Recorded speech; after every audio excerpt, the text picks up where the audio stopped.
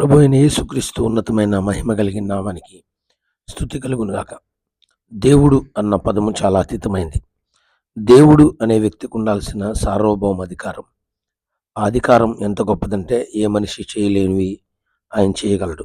దాన్నే మిరాకల్స్, అద్భుతాలు అంటారు. అద్భుతాలు అద్భుతాలు చేసేవాడు, ఎవరు కూడా చేయలేరు. అలాంటివి చేసిన దేవుడు ప్రభు అయిన యేసుక్రీస్తు. ఆయన చేసింది ఏంటి? చీకట్లో ఉన్న ప్రతి ఒక్కరిని ఆయన వెలుగులోకి నడిపించాడు. విశాలమైన ఈ విశాలాన్ని లేదా ఈ విశ్వాన్ని, ఈ ప్రపంచాన్ని తన నోటి మాటతో సృష్టించాడు. ఆదికాండం 1వ అధ్యాయంలో అద్భుతమైన కార్యం ఏంటి తెలుసా? మట్టితో నేల మట్టితో, ఆదికాండము 2వ అధ్యాయం 7వ వచనములో నేల మట్టితో ఒక మనిషిని చేశాడు. ఎవ్వరు చేయలేరండి. మట్టిని మనిషిగా చేయగలిగిన శక్తి, ఆ మట్టిని ఒకవేళ బొమ్మలాగా చేస్తారేమో కానీ మనిషిగా, కదిలే మనిషిగా, ఆలోచించే మనిషిగా, జ్ఞానం కలిగిన మనిషిగా చేయగలిగిన శక్తి ఎవరికి లేదు. యేసుక్రీస్తు మాత్రమే చేశాడు. అటువంటి గొప్ప దేవునికి మహిమ కలుగును కాక. తర్వాత కీర్తనలు 90వ అధ్యాయం 3వ వచనంలో మనుషుల్ని మట్టిగా మారుస్తున్నాడు. ఇప్పుడు ఇందాక మట్టిని మనిషిగా మార్చాడు.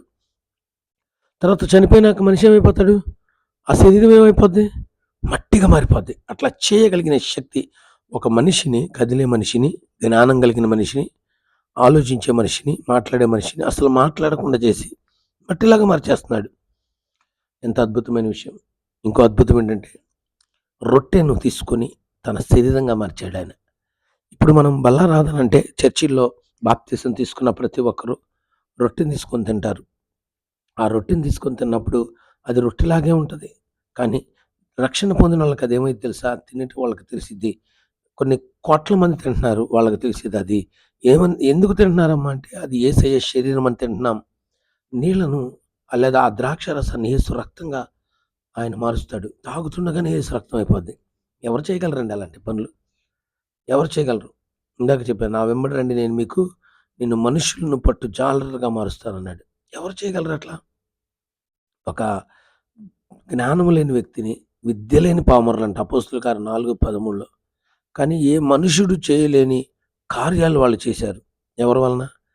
భూలోకాన్ని తల్లకిందులు చేసేవాళ్ళుగా అయ్యారంట. అపోస్తుల కార్యం 17:6లో ఒక విద్య లేని పామరులు, 4:13లో విద్య లేని పామరులు అన్నది అపోస్తుల కార్యంలో. 17:6లో వాళ్ళు భూలోకాన్ని తల్లకిందులుగా చేస్తున్నారు. ఎక్కడి నుంచి వచ్చింది? అవును, దేవుడు చేశాడు అది. యేసుక్రీస్తు వారి యొక్క స్వభావాన్ని మార్చాడు, వారి యొక్క వ్యక్తిత్వాన్ని మార్చాడు. దాన్ని మైటీ మిరాకల్స్. ఇశ్రాయేలు కానాన్లోకి వచ్చారు. మార అంటే నీళ్లు చేదుగా ఉన్నాయి. చేదు నీళ్ళు ఎలా మార్చగలరు? మధురంగా పంచదార వేసేమని మారుస్తారు. కానీ జలములు మొత్తం కూడా ఆయన ఏం మార్చాడు? మధురంగా మార్చాడు. యోహాను సువార్త 2వ అధ్యాయంలో కానా అనే పెండ్లి విందులో నీటిని ద్రాక్షరంగా మార్చాడు. అసలు ఎవరి వల్ల కాదు ఇది. మైండ్ బద్ద ఆలోచిస్తే పిచ్చెక్కిద్ది ఖచ్చితంగా, తెలియని వాళ్ళకైతే. అమ్మో, ఇంత గొప్ప దేవుడా, ఇంత మంచి దేవుడా! ప్రూఫ్ ఉంది బైబిల్ గ్రంథంలో. నీటిని ద్రాక్షరసంగా మార్చిన శక్తి కలిగిన దేవుడు పాపపు మనిషిని కూడా పరిశుద్ధంగా మారుస్తున్నాడు. పనికి రాని వాళ్ళని పనికొచ్చే వ్యక్తిగా మారుస్తున్నాడు. నిష్ప్రయోజకులను ప్రయోజకులుగా మార్చే దేవుడు యేసయ్య. ఎవరు మార్చగలరండి? సౌలు లాంటి వ్యక్తిని యేసయ్య పౌలుగా మార్చాడు. సౌలు అంటే ఏంటి? దేనికి ఉపయోగపడిన వ్యక్తి, ఒక నరహంతకుడు. ఎలా మారిపోయాడు? ఉన్నట్టుండి మారిపోయాడు, పౌలుగా మారిపోయాడు. రైట్. ఫిలిప్పీలకు రాసిన పత్రిక 3వ అధ్యాయం 20వ వచనంలో మన దీన శరీరాన్ని మహిమా శరీరంగా మారుస్తాడు. ఎవరైతే యేసుక్రీస్తుని నమ్ముకోలేదో, ఎవరైతే యేసుక్రీస్తు నమ్ముకోండి.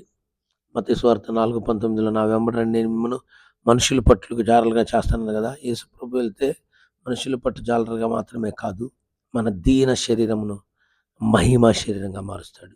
ఇది మహిమా శరీరం అయిపోద్ది. ఈ దీన శరీరానికి లిమిట్ ఉంది, కానీ మహిమా శరీరానికి లిమిట్ లేదు. ఈ దీన శరీరానికి ఆయుష్ కొంతకాలమే ఉంటుంది. ఆ మహిమా శరీరానికి ఎప్పుడు ఎల్లప్పుడూ ఆయుష్ ఉంటుంది. ప్రభువుతో కలిసి ఉంటాం. ఆ మహిమా శరీరం ఎవరు తెలుసా? దేవుడిది. అది నేను నీకు ఇస్తాను అంటున్నాడు. ఆయన దగ్గరికి రండి, ఎవరు చేయలేరండి ఇది. చీకట్లో ఉన్న ప్రతి ఒక్కరికి ఆశ్చర్యకరమైన వెలుగులోకి నడిపించేది యేసుక్రీస్తే. ఇటువంటి గొప్ప దేవుడు. ప్రకటన 3వ అధ్యాయంలో వచ్చింది, ఇదిగో తలుపుని ఎదుట తెరిచి ఉంచాను, నా దగ్గరికి రా అన్నాడు.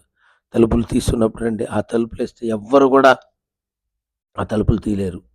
ఆయన తలుపులు తీస్తే ఎవరు కూడా తలుపులు వేయలేరు. అటువంటి గొప్ప దేవుడు నీ కోసం తలుపులు తీసుండగా ప్రభువా వస్తానయ్యా. ఇంత గొప్ప దేవుడు, ఎవ్వరు చేయలేని కార్యాలు చేయగలిగిన దేవుడు నీలాంటి దేవుడు ఎవరయ్యా, నీలాంటి దేవుడు లేడు ప్రభువా, ఆరాధించదను నిన్ను అని ఆయనకి మన జీవితాన్ని, ప్రాణాత్మ శరీరాలను అప్పగించుకుందాం. ప్రార్థన చేసుకుందామా. మహాపరిశుద్ధుడా, ప్రేమగల తండ్రి, ఏ మనిషి చేయలేని కార్యాలను నువ్వు చేస్తావు తండ్రి. ఈ లోకంలో ఎవ్వరు కూడా చేయలేరు అటువంటి గొప్ప కార్యాలు ఇవి. ఇంత గొప్ప దేవుడు, ప్రధాన యాజకుడిగా యేసయ్యా మీరు మాకు తోడుగా ఉండి, ఎన్ని విషయాల్లో మాకు తోడుగా ఉండి మా జీవితాలను మహిమ శరీరంగా మార్చి, ఈ వాక్యమైన ప్రతి కుటుంబాన్ని మార్చి వాళ్ళ అవసరతలు తీర్చమని, అద్భుతాలు చేయమని యేసయ్య నామములో ప్రార్థిస్తున్నాను తండ్రి. ఆమె ప్రియ దేవుని బిడ్డలారా, ఈ వాక్యాన్ని అందరికీ షేర్ చేయండి, సబ్స్క్రైబ్ చేయండి, లైక్ కొట్టండి. దేవుడు మిమ్మల్ని దీవించును గాక.